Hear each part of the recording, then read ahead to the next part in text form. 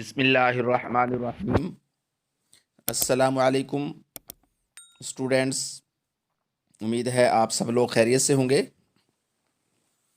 आज हम FSc ICS first year mathematics chapter number 8 में जो पिछले लेक्चर में बायनॉमियल थ्योरम और उसकी कुछ एग्जांपल्स के हवाले से पढ़ चुके हैं, आज हम उस थ्योरम को यूज़ करते हुए एक्सरसाइज 8.1 के कुछ क्वेश्चन जो हैं उनको हल करने की कोशिश करेंगे।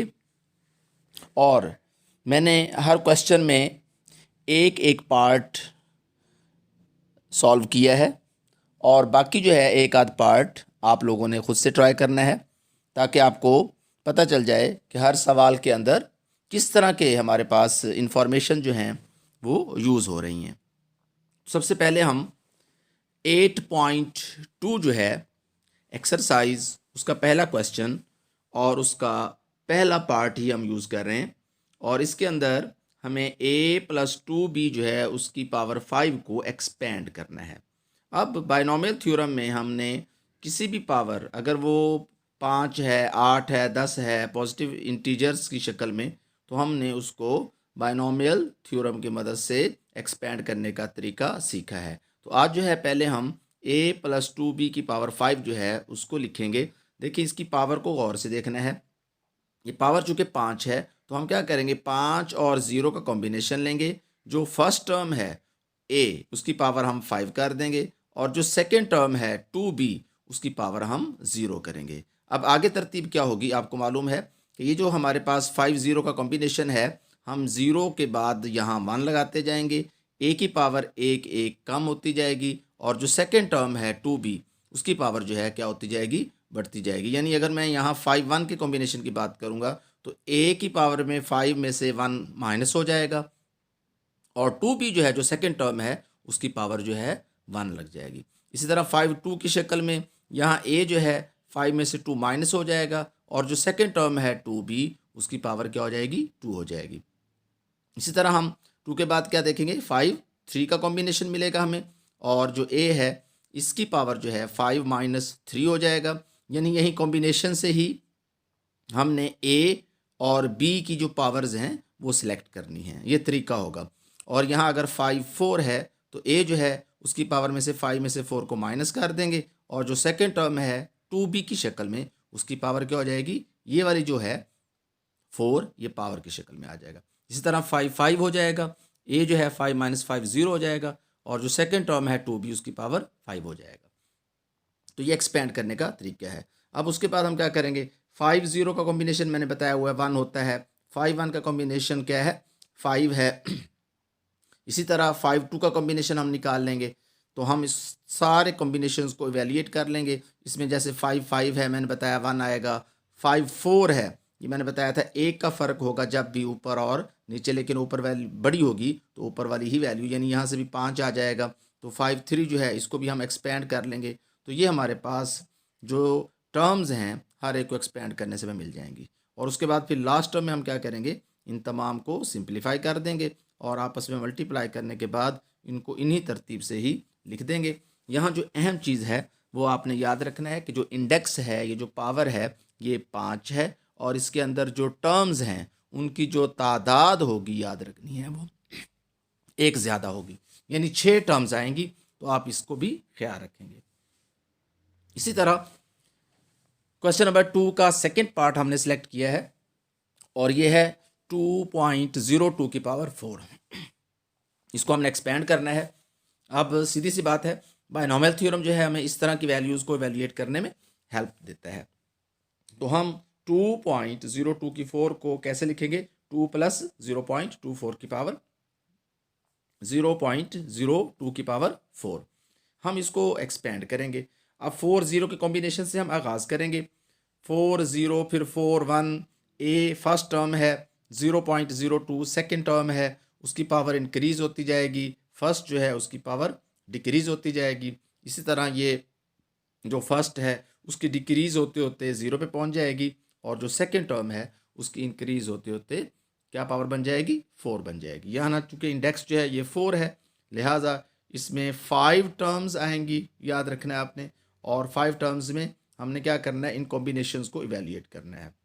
जब भी 4 0 होगा तो 1 होगा, 4 4 की वैल्यू भी 1 होगी, 4 1 का कॉम्बिनेशन खोलेंगे तो ये 4 होगा, 4 2 का कॉम्बिनेशन जब हम खोलेंगे इसको भी एक्सपेंड कर लेंगे, इसी तरह 4 3 जो है वो 4 ही आएगा। तो हम इन तमाम कॉम्बिनेशंस को क्या करेंगे, इवेल्युएट कर लेंगे, और यहाँ से हमें 5 टर्म्स जो हैं वो इस शक्ल में मिलेंगी। और उसके बाद जो मल्टीप्लिकेशन है, तमाम टर्म्स की आपस में मल्टीप्लिकेशन, जिस तरह ये है, इनको मल्टीप्लाई करके आखिर में हम सम की शक्ल में लिख देंगे, और फिर हमें जो रिक्वायर्ड आंसर है वो इस तरह मिल जाएगा। यानी यहाँ से हम बग़ैर यूँ समझें इसको हमने यहाँ एक्सपेंड किए ही इसको इवेल्युएट कर लिया है। ये है हमें बायनॉमियल थ्योरम का यूज़ कह लें, फ़ायदा कह लें। उसके बाद नेक्स्ट जो है क्वेश्चन नंबर 6 की तरफ हम मूव कर जाएंगे। 6 जो है इसमें इस तरह के क्वेश्चंस हैं कि आपने इस टर्म्स के अंदर जो एक्सपैंड करेंगे, मतलूबा टर्म भी फाइंड आउट कर सकते हैं, मतलूबा कोफिशिएंट भी फाइंड आउट कर सकते हैं। यानी यहाँ से हमारे पास बहुत सारी, अगर आप इवन टर्म्स की है, ऑड है, मिड है, जो भी चीज़ यहाँ से फाइंड आउट करना चाहें ये कर सकते हैं। तो यहाँ से हमारे क्वेश्चन ये पूछा गया कि x4 जो है वो हमारे पास जो टर्म होगी वो कौन सी होगी, वो टर्म हमने फाइंड आउट करनी है। तो इसका जो सिंपल सा तरीका होगा, कोई भी इंफॉर्मेशन यहाँ से हम फाइंड आउट करना चाहें तो हम क्या करेंगे, इसको a प्लस बी की पावर n के साथ हम कंपेयर कर लेंगे। ये जो है फर्स्ट टर्म a कहलाएगी, सेकेंड टर्म जो है साइन के साथ, यहाँ प्लस है तो प्लस लिख देंगे, माइनस है तो माइनस लिख देंगे। तो सेकेंड टर्म जो है वो -2x है, और n जो है वो 7 है। अब हमने general term formula last lecture में पढ़ा है कि TR+1 किसके बराबर होता है, NR AN minus R BR।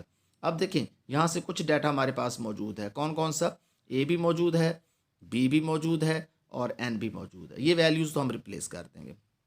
उसके बाद एक्चुअली हम क्या करेंगे, जो x वाली टर्म है, चूँकि हमने x4 फाइंड आउट करना है तो इसको सेपरेट कर लेंगे, बाकियों को हम अलहदा कर देंगे, इसको भी अलहदा कर लेंगे। अब वो कहता है जी x4 वाली टर्म हमें चाहिए। तो सिंपल सी बात है, अगर आप गौर से देखेंगे यहाँ x की पावर r है, तो हमें r में 4 जो है वो रिप्लेस करेंगे तो हमें x4 वाली टर्म मिल जाएगी। तो यहाँ से पूरी क्वेश्चन में जहाँ जहाँ r है वहाँ 4 पुट कर देंगे। 4 पुट करने के बाद हम इसको सिंप्लीफाई करेंगे तो हम देखेंगे कि जो 5वीं टर्म है उसके अंदर x की पावर 4 इन्वॉल्व है, और वो वैल्यू जो है हमें मिल चुकी है। यानी इस क्वेश्चन की मदद से आप और भी बहुत सारी इंफॉर्मेशंस यहाँ से फाइंड आउट कर सकते हैं।